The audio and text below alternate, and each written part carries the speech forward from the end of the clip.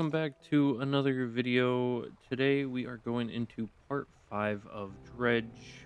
So far we've been helping the collector collect some relics, and today we are going to see what happens next and see about helping out this collector even more. I just want to say a quick thank you to everyone who's been watching the videos. Without further ado, let's go ahead and jump into this video.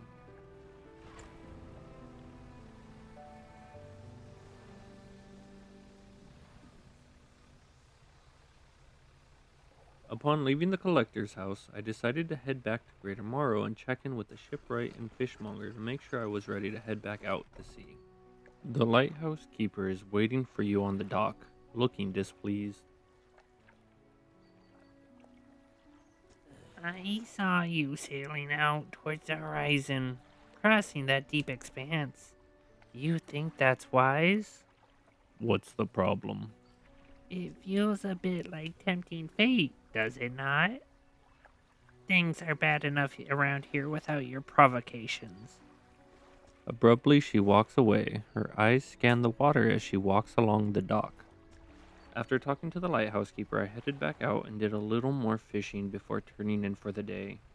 I decided to wake up a little early and head to Little Morrow to sell some of the treasures I had found for a little extra cash. The travel over to Little Morrow was smooth, and the extra money I got would help tide me over while I went out and explored the area to the south of the Marrows, as I hoped to come across the photographer I've been told about and possibly finding the Stellar Basin.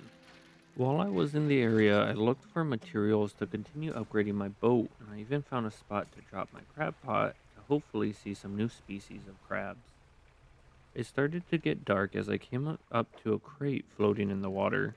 I decided to bring it aboard, seeing as I was close to a dock that had what I assumed to be a campsite near it. I hoped that it would be a safe spot to rest for the night, given that there was a giant monster masquerading as a boat traveling around these dark waters.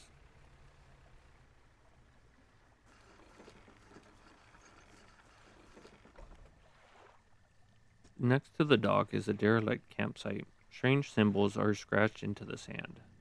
I searched the area. An extremely rough and worn sheet of fabric is collapsed at the base of some wooden supports. There's nothing remarkable about it. I inspect the symbols in the sand. The symbols span the breadth of the camp, twisting this way and that. Some are grouped together into what must be words. Fresh footprints tread carefully around each symbol. The last symbol trails off hurriedly and looks unfinished. Inspecting the last symbol, I found a sapphire ring, which I slipped into my pocket. I checked out the footprints, which could have been left by a man, but I don't really know much about footprints.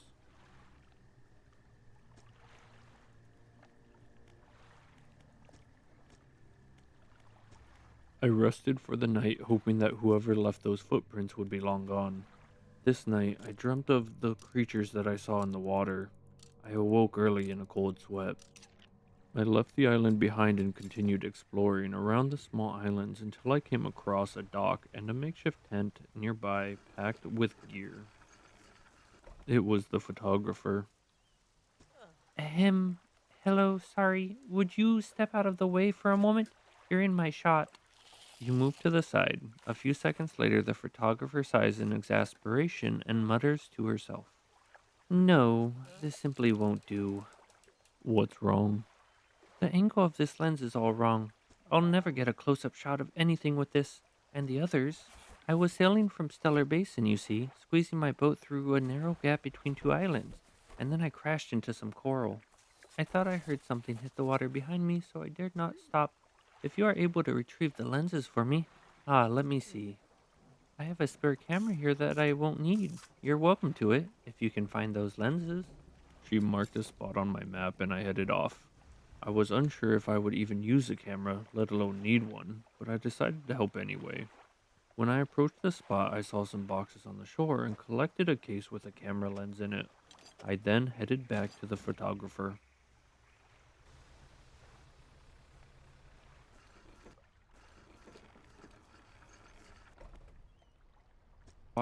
You have the lenses!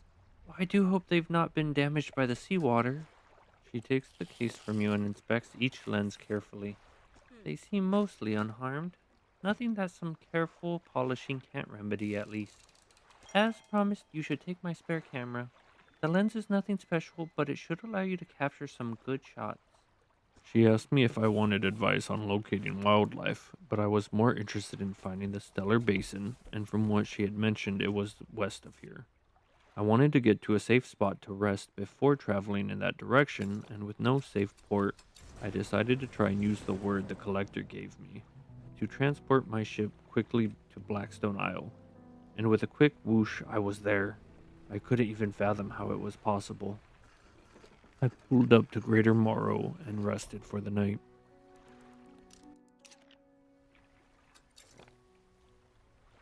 As I was leaving Greater Morrow, I made a quick stop to a spot where there was a rocky barricade for me to explode, behind which I found some refined metal which I would save for later use. Once I got the refined metal into the hole, I ended up heading to where I left my crab pot and picked it up along the way. I ended up getting a prized crab, which brought me a spark of joy. I did end up coming across a sunken ship, which I would end up coming back to later as the sun was setting, so I wanted to find a place to rest before some monster found me. On the way, I came across a message in a bottle.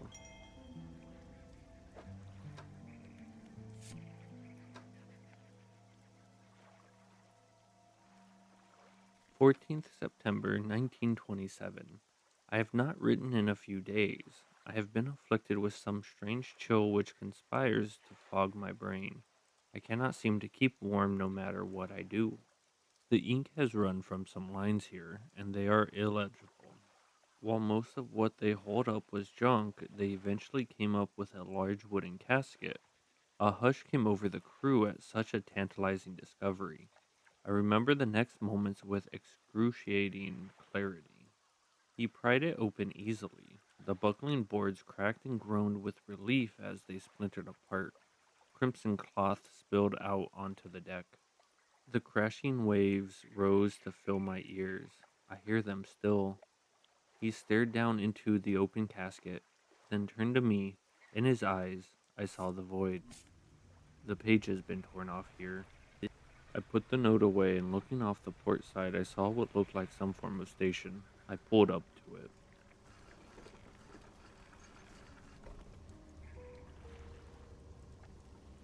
The laboratory is in ruins, with equipment and research papers strewn about the place. I first checked the cupboards, finding a research part inside.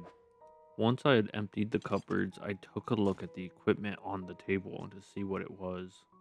On the table, I noticed there were some prototype parts, but I wasn't sure what to do to them. I also saw a note that said to retreat to the fort. I think I should check that out. I continued my search by checking the floors and noticed the cracks running along the walls. Something large must have caused this. I collected another research part amongst the damage. As I was leaving, I checked out the generator, which seemed too damaged to work.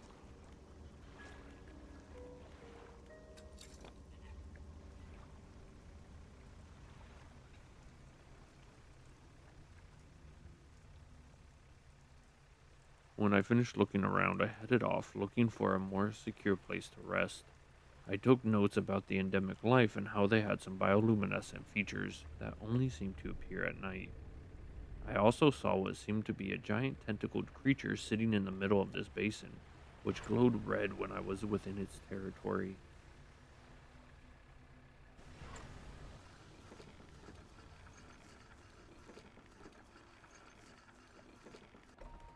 I rested for the night before exploring the area around the basin and decided to head left from the merchant's pontoon in the morning. I noticed a strange symbol on this rock, which ended up being a crab like creature that attacked me. I got out of there as fast as I could.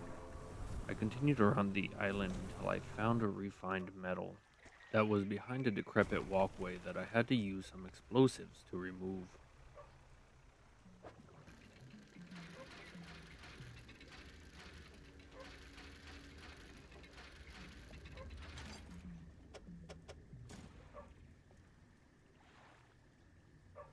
As I was finishing my trip around the island, I heard some barking, which I decided to investigate.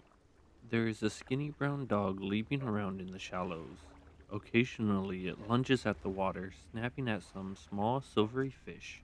Its technique isn't effective. You jump off the boat into thigh high water. The dog stops chasing fish and focuses on you. You throw some scraps into the water near the dog. It pounces at the splash and swallows seawater. You wade towards the shore. As you get near, the dog backs up a little ways. It sits.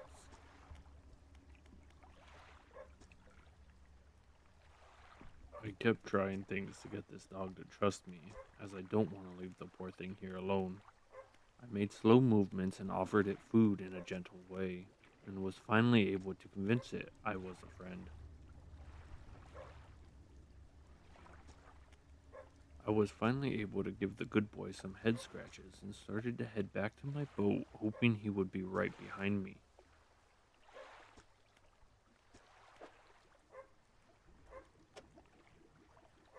With the dog aboard, I hastily made my way back in the direction of the pontoon. While I noticed another rock with a strange symbol. I was drawn in.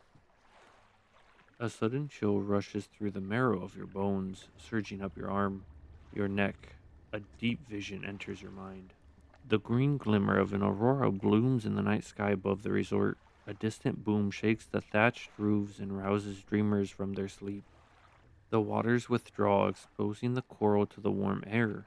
Confused creatures chitter and seek out their hiding places. Moments later, the waters return, crashing, seething, sweeping souls out to sea. I. What happened?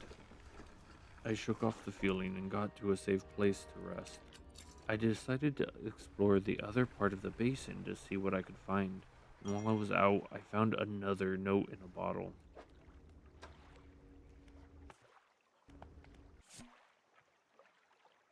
6th and 7th of March, 1927. We are engaged to be married. He sailed us out to the very center of Stellar Basin to see the lights. We talked for hours, something we have not done in such a long time, waiting and hoping. Sometime past midnight, as we were growing delirious and hysterical from lack of sleep, the aurora shimmered into the skies above. When I turned to see his reaction, he was already down on one knee. I cannot even remember what he said or what I said, but I know that I said yes. The ring is beautiful, with a span of jewels going right the way around. I cannot take my eyes off of it. P.S. I was not sure whether to write this under yesterday's date or today's, given that it occurred at the conjunction of days, but I feel that the news is significant enough to warrant spanning multiple entries. I put the note away before heading to what I assume is the fort mentioned in the note. I decided to talk to the researcher that was set up on this island.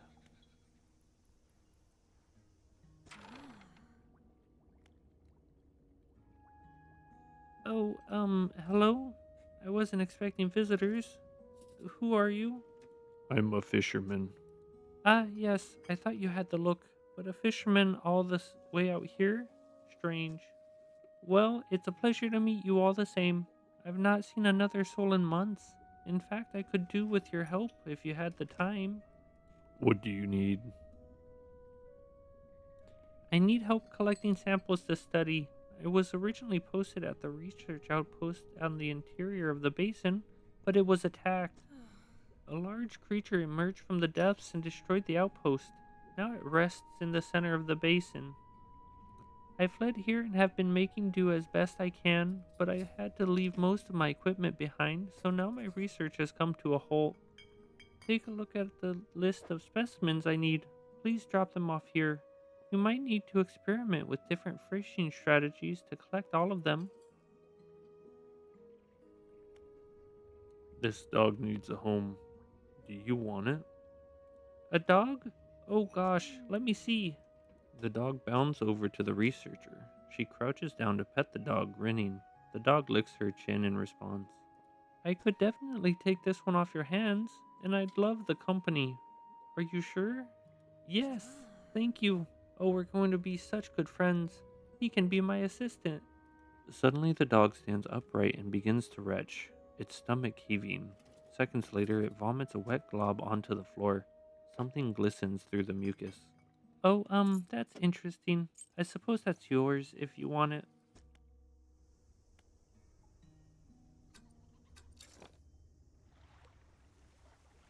With the researcher's list in hand, I headed off. I came across another wrecked boat, which I found a part of a map in. I wondered if it would lead me to a pirate's chest, or maybe it would lead me to something else. Anyway, I put the map and some valuables into the cargo hold. I then finished my loop around this part of the basin, and in my haste, I ended up blowing my engine and slowly had to make my way back to the merchant for some much needed repairs. Alright, everyone, with that, I'll be wrapping up this episode of Dredge. If you did enjoy it, please subscribe for more and leave a like if you could. If you did see something that you think I can improve on, please go ahead and leave me a comment. I would greatly appreciate it.